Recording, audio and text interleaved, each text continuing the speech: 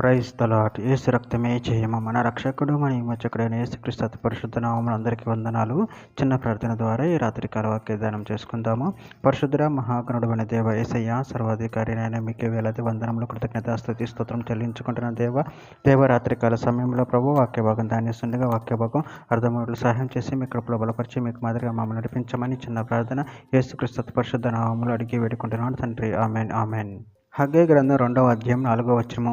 ఆయనను యెహోవా ఆజ్ఞించినదేమనగా, జెరుబ్బాబెలు ధైర్యం తెచ్చుకోము, ప్రధానయాజకుడకు యెహోజాదాకు కుమారుడైన యెహోషువ ధైర్యం తెచ్చుకోము, దేశంలోనున్న సమస్త జనులారా ధైర్యం తెచ్చుకొని పని జరిగించుడి, నేను మీకు తోడుగా ఉన్నాను, ఇదే సైన్యములకు అధిపతియగు యెహోవా వాక్కు. ఆమేన్. దేవుడి వాక్య భాగం దీవించును గాక.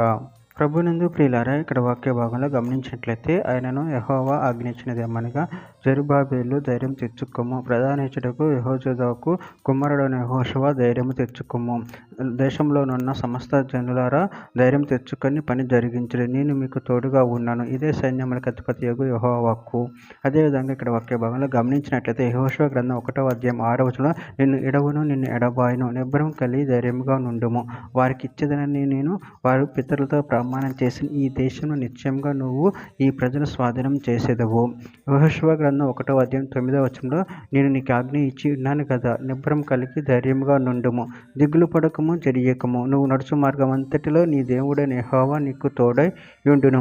కొరింథీయులకు రాసిన మొదటి పత్రిక 16వ అధ్యాయం 13-14 వచనంలో, మెలకుగా ఉండుడి, విశ్వాసమందు నిలకడగా ఉండుడి, పౌరుషము గలవారై ఉండుడి, బలవంతులై ఉండుడి, మీరు చెయ్యు కార్యములన్నీ ప్రేమతో చేయుడి. ఎఫెసీయులకు రాసిన పత్రిక 6వ అధ్యాయం 10వ వచనంలో, తుదకు ప్రభు యొక్క మహాశక్తిని బట్టి ఆయన యందు బలవంతులై ఉండుడి. ద్వితీయోపదేశకాండం 31వ అధ్యాయం 6వ వచనంలో, భయపడకుడి, వారిని చూచి దిగులు పడకుడి, నీతో కూడా వచ్చువాడు నీ దేవుడైన యెహోవాయే, ఆయన నిన్ను ఎడవడు, నిన్నెన్నడూ ఎడబాయడు.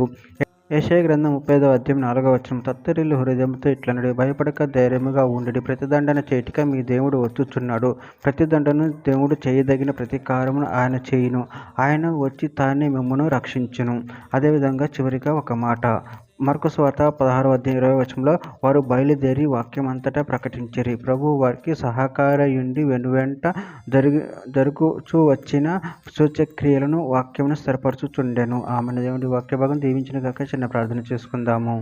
పరిశుద్ధుడ మహాగణుడైన దేవ యేసయ్య, మీరు ఇచ్చిన వాక్యదాన్ని బట్టి ప్రభు కృతజ్ఞతలు చెల్లించుకుంటున్నాను తండ్రి. నాన్న, మేము ధైర్యం కలిగి నీ వాక్యమును అనుసరించి నిన్ను మహిమపరచి కనపరచేవారు ఉన్న శక్తిని అనుగ్రహించి మీ కృపలో బలపరిచి స్థిరపరచమని చిన్న ప్రార్థన నామములో అడిగి వేడుకుంటున్నాను తండ్రి. Amen amen.